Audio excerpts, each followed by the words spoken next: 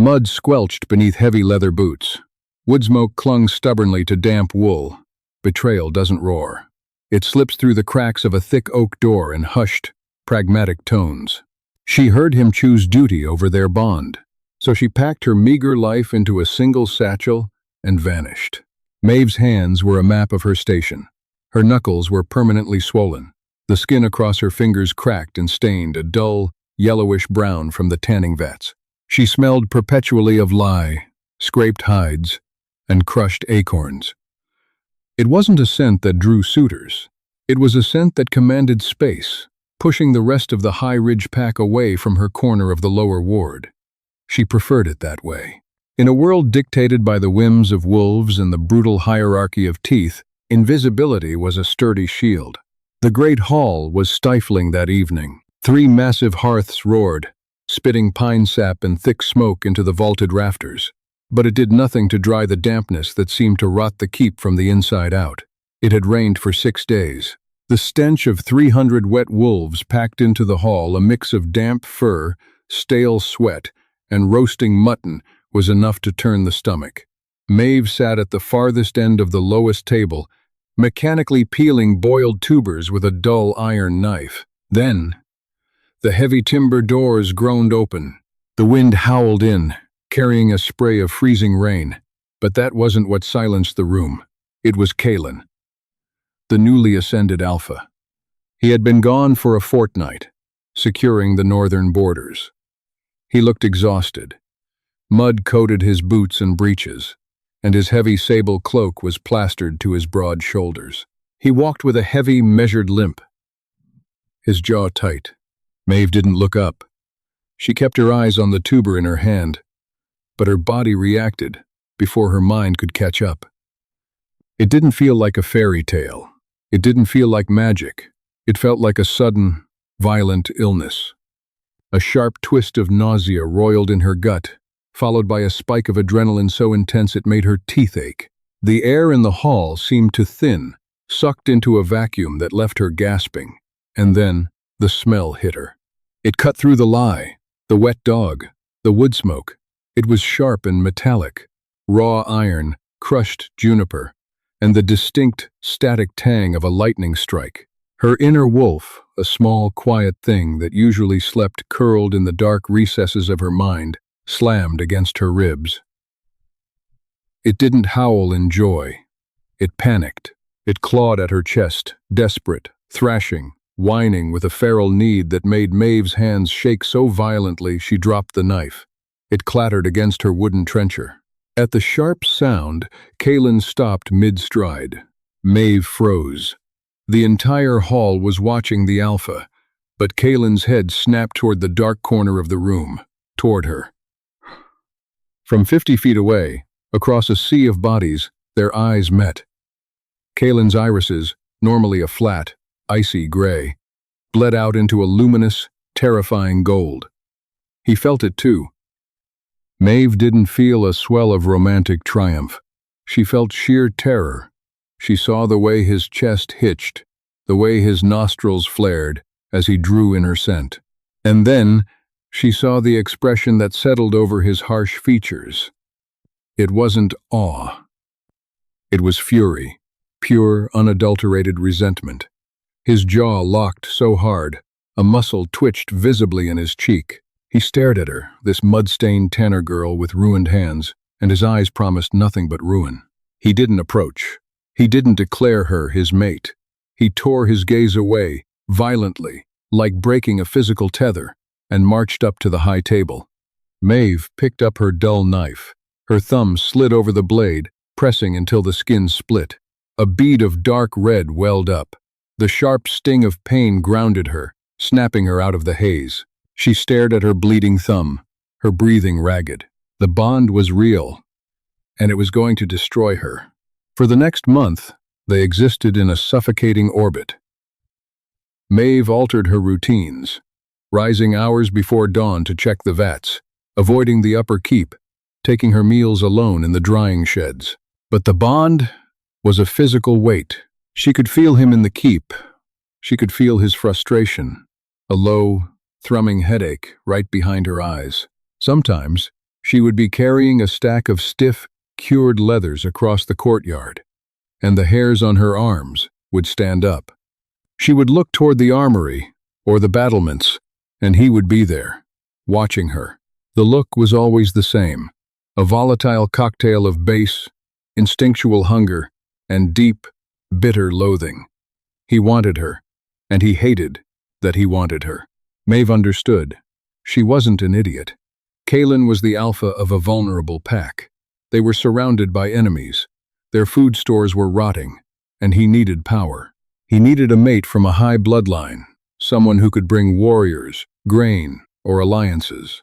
A tanner who smelled of chemicals and scraped by on the fringes of pack society was a biological joke. The moon goddess had a sick sense of humor. She told no one. She swallowed the whining of her wolf, burying the instinct to submit, to seek him out, under layers of cynical pragmatism. She scrubbed her skin raw with harsh soaps every night, trying to strip his phantom scent from her pores. She worked harder.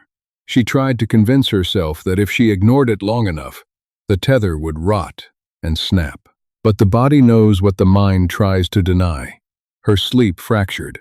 She woke up shivering in the dead of night, her sheets tangled, her chest hollow and aching for a warmth she had never known. The lack of the mate's touch, once the bond was triggered, was a slow poison. She was losing weight. Her skin grew pale under the soot and dirt. She was dying a little bit every day, and he was the one killing her simply by staying away. Winter arrived not with a flurry of snow, but with a bone-deep, biting frost that turned the mud of the courtyard into jagged iron. Maeve had been tasked with delivering a bundle of heavy winter pelts to the Alpha's quarters.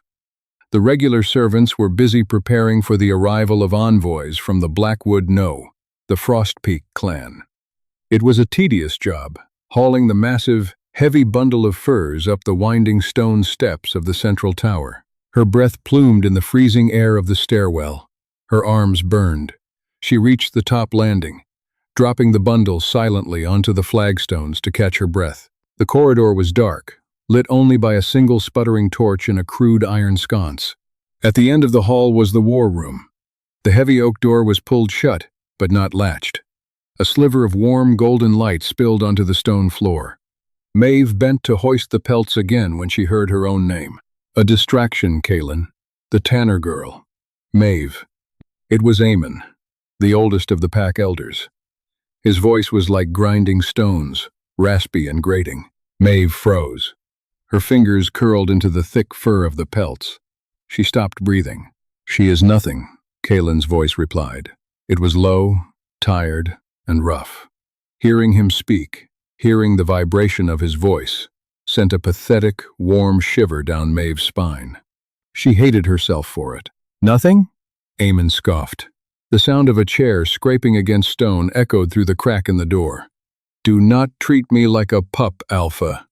I see the way you look at her. I see the way you avoid the lower wards. You reek of her when you return from patrol. Your wolf is unsettled. The pack feels it." Silence stretched. Maeve pressed her back against the freezing stone wall of the corridor. The cold bit through her thin linen tunic, but she barely felt it. Her heart was hammering a frantic, deafening rhythm against her ribs. "It is a biological flaw," Kaelin finally said. His voice was detached, cold, a glitch of the blood, nothing more. "A mate bond is no glitch." Another elder, Bran, spoke up gently. "It is the goddess's will." "The goddess does not feed my people," Kaelin snarled. The sudden violence in his tone made Maeve flinch.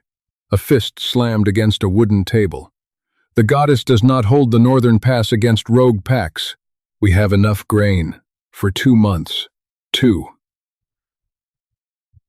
If we do not ally with the Frostpeak clan, half this pack will starve before the spring thaw. And Lady Rowena is the price of that alliance," Eamon said softly. "Her father will not offer his grain, nor his warriors, if you do not take his daughter as your Luna. You know this." Maeve closed her eyes. She leaned her head back against the rough stone. The frost bit into her scalp. "I know," Kalen muttered. He sounded defeated. I have already made the decision. And the tanner? Eamon pressed, merciless. The bond will drive you mad if she remains here. You will not be able to bed Rowena with your true mate in the same keep. Your wolf will tear you apart. There was a long, agonizing pause. Maeve could hear the crackle of the fire in the room. She could hear her own blood rushing in her ears. She waited for Kalen to defend her. Just a little. Just to acknowledge that she meant something. Anything. Even if he had to reject her. She wanted him to say it hurt him. She wanted some proof that her suffering was shared. She is weak blood anyway, Kalen said, his voice flat and devoid of emotion. An omega. Unmarked. Lowborn. She offers nothing to the bloodline. Tomorrow, I ride out to meet Rowena's caravan. When I return, I will formally announce the mating. And the girl? Eamon asked again. Send her to the border camps, Kalen replied dismissively.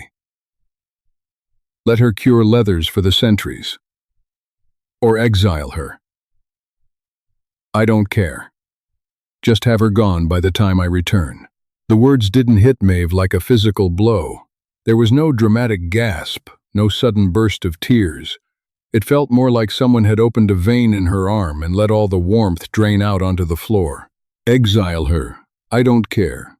The brutal pragmatism of it was suffocating. He wasn't agonizing over a lost love. He was taking out the trash. He was fixing a leak in his roof. She was a nuisance, a biological glitch. Maeve didn't cry. Her eyes felt dry and heavy. The wolf inside her, which had been pacing restlessly for weeks, suddenly lay down in the dark and went entirely, terrifyingly silent. The rejection wasn't formal. He hadn't spoken the words to her face, but the intent severed the frayed tether between them just as violently. A sharp, localized pain flared in the center of her chest, right behind her sternum, as if a rusted hook had been yanked free, tearing the meat with it. She didn't drop the pelts. She didn't storm in and scream at him. She was a survivor. And survivors don't waste energy on theatrics. She carefully, silently dragged the heavy bundle away from the door, leaving it neatly folded against the wall. Then, she turned and walked back down the dark, spiraling stairs. Her steps were even. Her face was a blank, stony mask. The keep was asleep. The lower wards were quiet, save for the rhythmic dripping of melting frost from the thatch roofs. Maeve walked to the tanning sheds. The familiar, caustic smell of lye washed over her, grounding her. This was her reality. Not golden eyes and fated bonds. Dirt. Blood. Survival. She pushed open the crooked wooden door to her small, drafty hut. The fire in her small hearth had died down to white ash and a few glowing embers. The room was freezing. She stood in the center of the cramped space for a long time. The shadows danced faintly on the mud-wattle walls. Exile her. I don't care. A bitter, broken laugh scraped its way up her throat. It sounded ugly in the quiet room. She walked over to the small, rickety stool by the fire and sat down. She looked at her hands. The cracked, stained skin. He was right, of course. From a tactical standpoint, he was absolutely right. She was nothing. But the cold logic didn't stop the sickening ache radiating through her bones. She was not going to wait for Eamon's guards to drag her out of her bed in the morning and toss her to the border camps like unwanted refuse. She would not give Kalen the satisfaction of managing her disposal. She would not be a problem he solved. Packing didn't take long. When your entire life is an afterthought, it fits easily into a single canvas sack. Maeve moved methodically in the dark, refusing to light a candle. She knew every inch of her hovel by touch. She pulled on her thickest wool leggings and a heavy tunic. Over that, a hardened leather bodice she had cured herself. It was ugly, mottled brown, but thick enough to turn a rogue wolf's teeth. She laced up her boots, tightly wrapping the soles in strips of old linen. The rags would muffle her footsteps on the frozen mud and cobblestones of the courtyard. She packed 3 dried sausages, a hard block of salty cheese, and a small pouch of oats. It wasn't enough to survive a harsh winter in the wilds, but it was enough to get her far away from high ridge territory. She took her skinning knife, sharpening it briefly on a whetstone, the quiet shh sound the only noise in the room, and slid it into the sheath at her thigh. Lastly, she grabbed her flint and a heavy, waxed canvas cloak. She stood by the door, the canvas sack slung across her chest. She looked back at the cold hearth. She felt no nostalgia. This place had only ever been a cage of labor and isolation. Her chest still ached.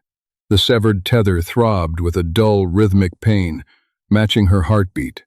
Every time she inhaled, it felt like she was breathing in crushed glass. The lore said rejected mates went mad.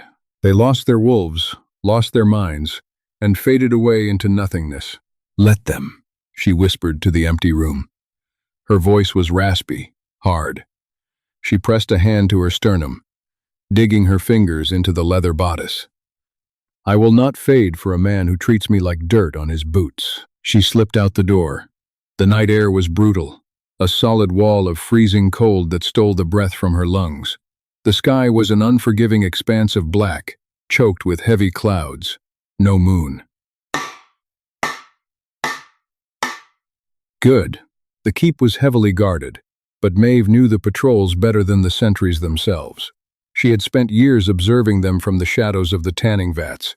She moved like a ghost, clinging to the deepest pools of darkness along the outer wall. She crept past the armory, the smell of oiled steel sharp in the air. She skirted the kennels, holding her breath so her scent wouldn't rile the war dogs. She reached the northern postern gate. It was a small, rusted, iron grate, used primarily for tossing offal into the ravines. The guard stationed there, a young beta named Corin, was leaning heavily against the stone archway, his chin resting on his chest, snoring softly. The cold had lulled him to sleep. Maeve didn't hesitate. She squeezed through the narrow gap between the wall and the heavy iron grate, her hips scraping painfully against the rusted metal. She held her breath, expecting the screech of hinges or the shout of a guard, but there was nothing. Only the low howl of the wind rushing through the gorge below. She was out. The descent into the ravine was treacherous. The ground was slick with black ice, and the briar bushes tore at her cloak and scratched her face. She slid more than she walked, using her hands to arrest her falls, her palms scraping raw against frozen roots and jagged rocks. She didn't stop. She didn't look back at the looming silhouette of the keep on the ridge. It took her an hour to reach the tree line.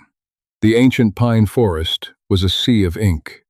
The smell of the keep, the smoke, the damp wool, the lie was immediately swallowed by the overwhelming scent of wet earth, decaying pine needles, and raw, wild frost. She walked. She walked until her legs felt like lead, until the biting cold seeped through her boots and numbed her toes. She forced her way through dense thickets, crossing freezing streams that soaked her ankles and sent shocks of agony up her calves. Her mind was a chaotic battleground.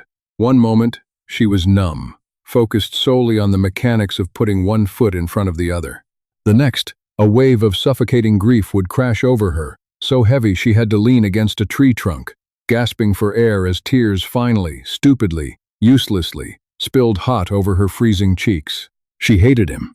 She hated Kalen for his weakness, for his adherence to politics over his own soul. But more than that, she hated herself.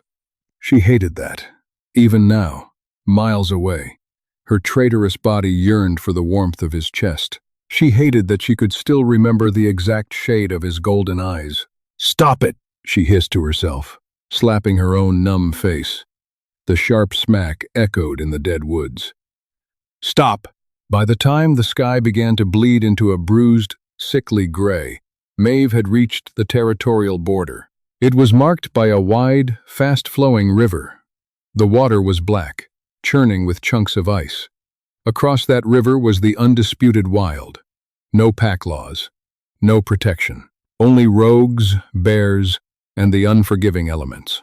She stood on the muddy bank. The wind whipped her hair across her face.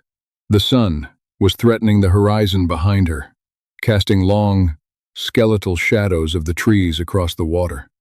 If she crossed, she was rogue. She would lose the faint, residual protection of the high ridge pack scent. She would be prey to anyone who found her. She closed her eyes and listened. Under the roar of the river, she could hear the distant, faint sound of a hunting horn. The keep was waking up. They would find her hut empty. Corin would wake up and realize someone had slipped past. Kalen would be preparing to ride north to meet his new bride. She imagined him, dressed in his finest furs, greeting Lady Rowena. She imagined the pack rejoicing. A hard, cynical knot tightened in her stomach. Maeve stepped into the river. The water was agonizing. It felt like liquid fire biting into her shins, her knees, her thighs. She gasped, the shock driving the air from her lungs, but she kept moving. The current pulled at her heavy skirts, trying to drag her under. She slipped on a smooth stone, going down to her waist, the icy water soaking her leather bodice. Panic flared, cold and sharp, but she dug her boots into the riverbed and pushed forward. When she dragged herself onto the opposite bank, she collapsed into the freezing mud. Her body convulsed with violent shivers. Her teeth chattered so hard, she thought they might crack. She couldn't feel her feet or her hands, but as she lay there in the dirt, a strange sensation washed over her. The dull, rhythmic throb in her chest, the painful pull of the rejected mate bond snapped. It wasn't a gentle release. It was a violent internal rupture, like a rubber band snapping against her heart. She cried out, curling into a tight ball as the pain peaked, blinding her for a few seconds. And then, silence.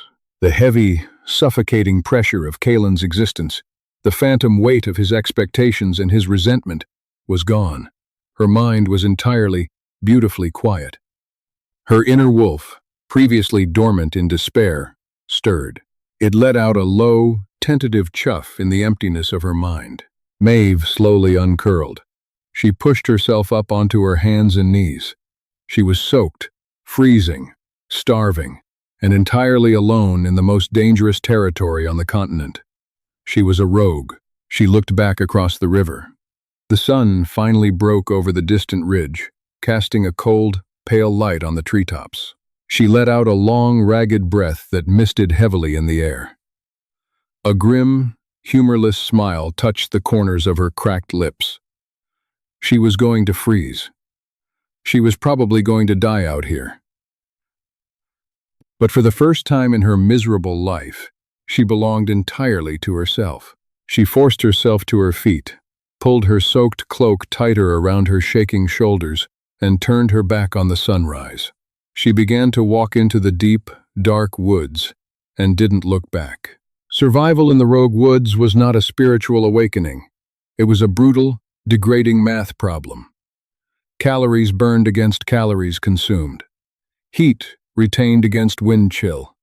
By the third week, Maeve had lost the little toe on her left foot to frostbite. She hacked it off herself with her skinning knife in the cramped, rotting hollow of a fallen redwood, searing the stump with a piece of heated flint to stop the infection. She didn't cry. Crying wasted moisture. She chewed on a strip of cured leather to keep from screaming, swallowing the metallic taste of her own blood. When her meager rations ran out, she had no choice.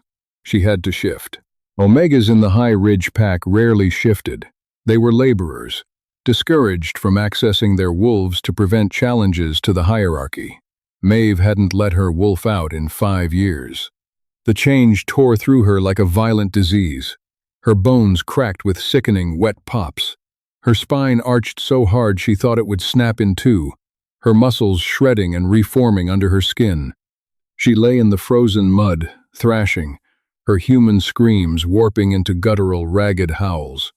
It was agony, but when the pain finally receded, leaving her panting in a coat of thick, muddy brown fur, the cold didn't bite quite as hard. Her wolf was small, scrawny, and scarred from the caustic tanning chemicals that had seeped into her human skin. But she was fast, and she was starving. That night, Maeve made her first kill. A sick, elderly badger. It wasn't a clean, noble hunt. It was a desperate, muddy scramble in a briar patch. She tore its throat out, the hot, salty spray of its blood covering her muzzle. She ate it raw, cracking the bones in her jaws to suck out the greasy marrow. It was the best thing she had ever tasted. She learned to sleep with one ear twitched toward the wind. She learned to mask her scent in the pungent musk of wild garlic and rotting logs. She became a ghost of the woods, filthy, feral, and fiercely alive.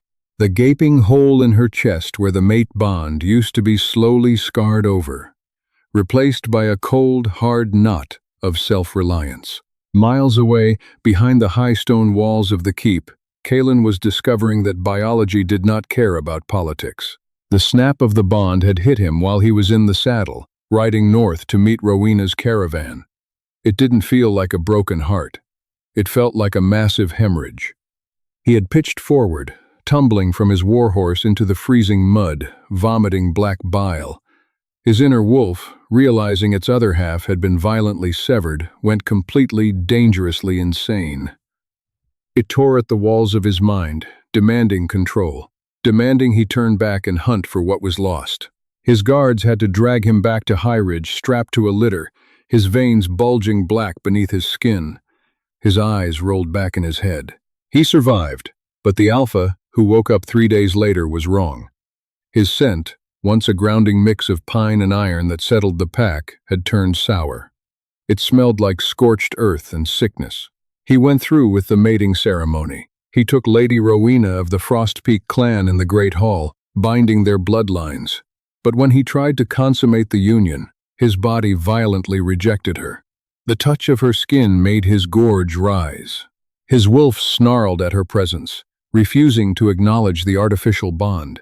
Rowena, a proud, sharp-eyed woman who had expected a powerful alpha, found herself chained to a feverish, volatile stranger who spent his nights pacing the battlements, staring out at the northern woods. The Frost Peak grain fed the pack, but the pack was rotting from the head down. Kalen was losing his grip. Fights broke out in the lower wards. The patrols were uncoordinated. Without the stabilizing anchor of his true mate, Kalen's authority was brittle, enforced only by sudden, erratic bursts of extreme violence. He stopped sleeping in the alpha's quarters. He began sleeping in the lower wards, specifically in a small, drafty, abandoned tanning hut. It still smelled faintly of lye and crushed acorns. Spring did not arrive with a gentle, warming breeze. It broke the back of winter with torrential washing rains that turned the earth into a violent exhumation. The black ice melted into deep, sucking mud trenches, and the woods exploded into a chaotic, desperate mess of green shoots fighting through layers of rotting undergrowth. The air was thick, suffocatingly humid, and smelled fiercely of decay and rebirth. Maeve knelt in a patch of crushed ferns, skinning a spring buck. She was highly efficient at it now. Her movements were economical, stripping the thin grayish hide away from the dark purple muscle with practiced rhythmic slices. She wore a crude tunic fashioned from stitched rabbit pelts and the same hardened leather bodice, its surface now heavily scuffed and stained and oxidized black from months of old blood. Her hair, once neatly braided and tucked away from the tanning vats, was a tangled, matted mane she had hacked short to her jawline with her skinning knife. She shifted her weight, compensating slightly for the missing toe on her left foot. The stump ached in the dampness, a dull throb she barely registered anymore. She paused, her wrist flicking to shake a clump of fat from the blade. A heavy drop of blood hung suspended from the tip of the iron, catching the pale, filtered sunlight. The wind shifted, blowing sharply up from the valley floor. She smelled them long before she heard the clumsy crunch of their boots. 3 wolves. The scent hit the back of her throat like a physical blow. Wet dog, oiled chainmail, and the undeniable, underlying stench of the High Ridge Keep's wood smoke and stale ale. But beneath that, cutting violently through the damp forest musk, was a smell that made the hairs on her arms rise. It was no longer raw iron and crushed juniper. It was scorch marks. It was the sickly sweet tang of gangrene, old sweat, and a wolf rotting inside its own skin. Kalen. Maeve didn't panic. Her heart didn't flutter. She calmly wiped her blade on a fistful of wet grass, sheathed it at her thigh, and stood up. She wiped her blood-slick hands on her leggings, ignoring the way her inner wolf raised its hackles, not in yearning, but in territorial defense. She planted her boots in the mud and waited. They emerged from a heavy thicket of briars a few minutes later, hacking blindly at the branches. 2 beta guards came first. They looked exhausted, their cloaks torn, their eyes darting nervously around the untamed woods, and stumbling between them, refusing their physical support but desperately needing it, was the Alpha. If Maeve hadn't recognized the warped, decaying echo of his scent, she wouldn't have known him. Kalen looked like a corpse dragged from a stagnant river. He was shockingly gaunt, the heavy, imposing muscle of his shoulders hollowed out into sharp, fragile angles. His fine, dark hair was lank and greasy, plastered to his pale forehead. His jaw was covered in a patchy, uneven beard, but it was his eyes that arrested her. The flat, icy gray of the pragmatic ruler was gone. His irises were permanently locked in a sickly, diluted gold, the terrifying sign of a wolf trapped far too close to the surface, fighting a losing, agonizing battle against its human half. He stopped short. His heavy boots sank deep into the muck. The 2 guards flanked him, hands dropping defensively to the hilts of their broadswords. They stared at Maeve with a mixture of profound confusion and visceral disgust. She didn't look like a submissive High Ridge Omega. She looked like a predator. Kalen stared at her. His chest heaved, a wet, rattling sound deep in his lungs. He took a ragged, shuddering breath, his flared nostrils drawing in the air around her. "You're alive," he rasped. His voice sounded like it had been dragged over rusted iron. "I am," Maeve replied. Her voice was entirely steady. She waited for the twist in her gut, the pathetic, instinctual pull of the mate bond that used to dictate her every waking moment. Nothing came. The space behind her sternum remained stubbornly, wonderfully hollow. She looked at the man who had casually ordered her disposed of like a broken cartwheel, and she felt absolutely nothing but a mild, clinical pity. Kalen took a staggering step forward. "I thought you were dead. The bond." It snapped. "I broke it," Maeve said simply. "When I crossed the river. I didn't want to wait for Amon's guards to drag me out of my bed in the morning." A violent spasm of pain crossed Kalen's face. He flinched, physically recoiling as if she had driven her hunting knife into his ribs. "You heard. Every pragmatic word. It made leaving very easy." Kalen took another step. The beta guards shifted uneasily, casting worried glances at their leader. The Alpha of High Ridge was acting completely without pride. His posture was slumped, his hands twitching erratically at his sides. "I made a mistake," Kalen whispered, the words tearing out of his ruined throat. "I thought I could control it. I thought the pack needed the grain more than I needed." He trailed off, swallowing hard against a dry throat. "I'm rotting, Maeve. My wolf is killing me. The pack is fracturing. Rowena, it doesn't work. None of it works. She touches me, and I vomit." "That sounds like a logistical problem for the Alpha of High Ridge," Maeve said, her tone as flat and hard as slate. "I don't see what it has to do with me. I'm a rogue." "You are my mate," Kalen suddenly roared, a desperate, ear-splitting sound that sent a flock of ravens scattering from the canopy above. The 2 guards tensed, drawing their blades an inch from their scabbards. But Maeve didn't even blink. Her inner wolf, the scrappy, scarred beast that had survived the brutal winter on badger meat and frozen marrow, pushed to the surface. Maeve's eyes flashed a brilliant, unforgiving amber. She didn't submit. She didn't bare her throat or lower her chin. She stood her ground, radiating a hard, violent aura of total, unbreachable independence. "I was your mate," she corrected, her voice dropping an octave, layered with the low, dangerous growl of her beast. "You threw it away because I smelled like lye and couldn't provision your armies. You chose your politics. Now you get to die by them." Kalen's knees buckled. He fell heavily into the mud. It was a pathetic, shocking sight. The great Alpha of the North, the pragmatic tactician, kneeling in the filth before a feral tanner. The dark mud immediately soaked through his fine wool trousers, staining his knees black. Please, he begged, his voice cracking into a wet sob. He looked up at her, stripped of all his armor. Come back. I will banish Rowena today. I will kill her if I have to. I will make you, Luna. I'll give you the high tabble. Just put the bond back. Fix me. Maeve looked down at him. She looked at his desperate, bloodshot eyes and the trembling of his hands. She remembered the nights she had spent shivering in her drafty hut, scrubbing her skin raw with harsh soaps, hating herself for craving him. She remembered the metallic taste of her own blood when she cut off her dying toe in the freezing dark. He didn't want her. He wanted a tourniquet. He wanted medicine for the gaping wound he had inflicted upon himself.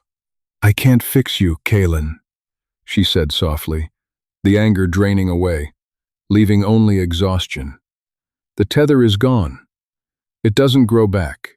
We can try, he pleaded, reaching a shaking, dirt-caked hand toward the hem of her bloody tunic. Maeve took a deliberate step back, pulling herself entirely out of his reach. I don't want to try. Kaelin's hand dropped into the mud with a wet slap. The silence in the woods was absolute, save for the rhythmic dripping of the wet leaves. He stared up at her, the finality of her rejection slowly sinking through the haze of his madness. She wasn't angry enough to bargain with. She wasn't seeking revenge. She was just entirely done. What am I supposed to do? He whispered to the wet earth, a broken man entirely devoid of answers. Go home, Kaelin, Maeve said, turning her back on him. She walked over to the half-skinned buck, pulling her knife free from its sheath. Try to be a good alpha with whatever time you have left. She didn't watch them leave. She focused entirely on the meat, her hands moving with steady, relentless precision, separating the fascia from the fat. She listened to the heavy, dragging footsteps of the alpha retreating into the brush, half carried by his silent, profoundly disturbed guards. She heard the faint, pathetic whine of a wolf that knew it was going to die alone in a crowded stone keep. Maeve took a deep breath of the heavy spring air. The smell of scorched iron and sickness slowly dissipated, replaced entirely by the rich, loamy scent of wet earth, crushed ferns, and fresh blood. She sliced a thick cut of meat from the buck's flank, hoisted the heavy hide over her shoulder, and walked deeper into her woods. If you felt the raw, brutal truth of Maeve's survival, and loved seeing a protagonist choose her own freedom over a toxic, fated bond, hit that like button right now. Don't forget to subscribe to the channel and ring the bell so you never miss our dark, grounded fantasy stories. Share this video with someone who needs a reminder that walking away is sometimes the ultimate power move. Drop a comment below. Would you have left Kaelin in the mud?